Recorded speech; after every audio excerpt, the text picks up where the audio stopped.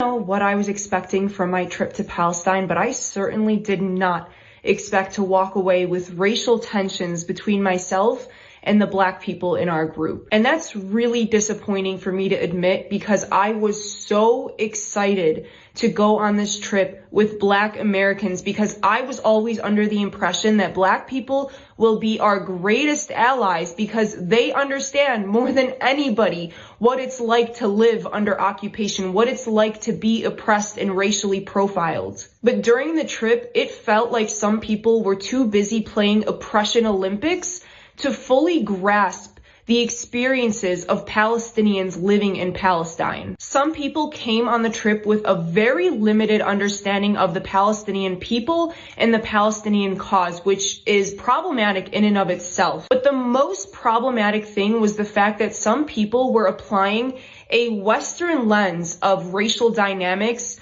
to a place where it does not apply. I am not going to sit here and deny that anti-Blackness exists in every single part of the world.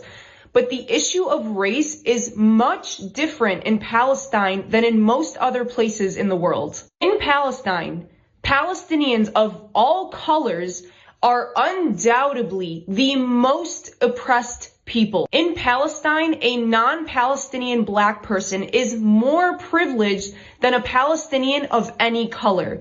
And an American, Black or white, is one of the most privileged people in Palestine, right beneath Israelis. Some people in the group were too busy victimizing themselves and taking out their anger on all the wrong people to sit with the reality that in modern day, there are some people that are more oppressed than them. One person in particular was incredibly problematic, especially considering she was one of the group leads who was hosting private conversations exclusively for the 7 Black people in the group, which under almost any other circumstances I would encourage. I encourage Black people to create safe spaces for themselves to discuss racial issues among themselves. But the issue is that the only comments I heard come out of this person's mouth about Palestine and Palestinians were negative, were about how racist we are, were about how slavery persisted until the 20th century in Palestine, which is such an uneducated take, by the way. It was not exclusive to Black people, and it was not done mostly by Palestinians. So I believe these conversations being hosted by a person who came to Palestine with biases against Palestinians were so dangerous to Palestinians and ultimately to Black Palestinian solidarity. The most ironic part about all of this is the fact that we sat and had dinner with Afro-Palestinians in Palestine. We sat and broke bread with the family who runs the Afro-Pali Center in Jerusalem. And they are Black. They are visibly Black, and yet they are highly respected in the Palestinian community for the work that they do for Palestinians. I even talked to the chef at our hotel in the last couple of days, who was a political prisoner. He had just gotten out of prison 2 months before we arrived in Palestine. And he told us that he sat side by side with an Afro-Palestinian, son of the couple who runs the Afro-Pali Center. He sat with him in prison, and he was shocked when I asked him about racism in Palestine, because he was like, those are my brothers. I don't care what color they are. During this trip, I sat with Palestinians and I told them, talk to me bluntly. I'm a Palestinian. I'm not going to judge our community. Talk to me about racism in Palestine. And every single one of them was like, what is there to say? Like, racism exists in every community, yes. But in Palestine, it's actually few and far between, because the issue of race is so much more complicated in a place like Palestine. And I have been involved in Black activism for many years.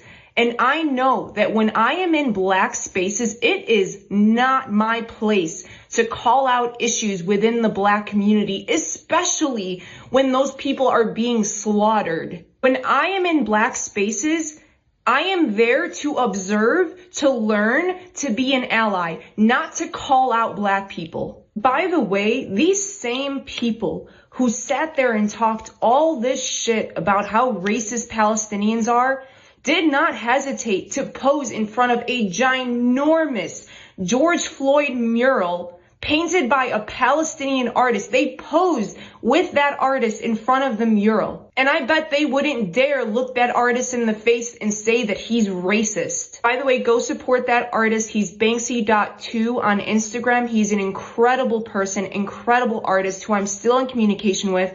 He is struggling right now. His daughter is in the hospital, so please reach out and try to help in any way that you can. But I refused to pose in that picture with the rest of the group because literally an hour before that, they were making fun of Palestinians. We passed a mural that was supposed to be, I believe, of Nelson Mandela, but it wasn't the greatest art.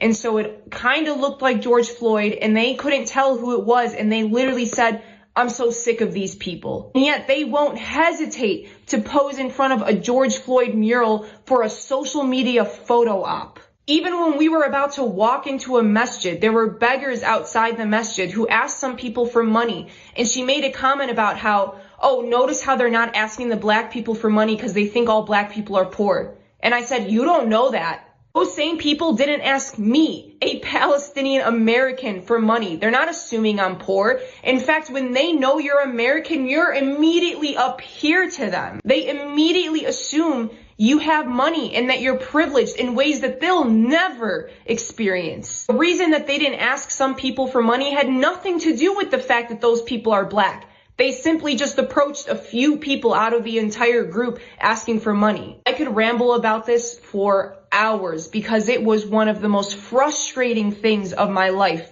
to watch people come from America to a place like Palestine and act like they're more oppressed than people literally living under occupation. And it's so ironic because the entire time I'm trying to find parallels between the lives of Palestinians, between the racial profiling that I experienced as a Palestinian and the experiences of black people in America. I thought that this would be an opportunity for us to come together and understand each other better, not to create more division. But this is why some people are so dangerous to the movement, not only to the pro-Palestinian movement, but also to black activism. Because if I was somebody else, if I haven't already done so much work for the black community, if I didn't already have a deep understanding of racial dynamics, this entire experience might have pushed me away from the black community. But I know that these rotten tomatoes in the community do not represent the black community as a whole. One of the most ironic parts about all of this is that before making this video, I was sitting in a cafe in Amman, journaling my thoughts about this topic, and I got interrupted by a waiter at the restaurant who asked me where I'm from, and we started chatting, and it turns out he is Jamaican and Palestinian. But ultimately, I think if you have internal biases against Palestinians, you should not be going to Palestine. And if you don't want to acknowledge the experiences of Palestinians in their entirety, then to be honest, we don't need you as an ally. Seeing what Palestinians are going through only makes you think, yeah, no, we have it worse. When you're an American, you are not a true ally. And I will be talking more about the issue of people taking trips to Palestine with a limited understanding of Palestinians and Palestinian history, because there were so many other issues with some of the people who went on this trip. For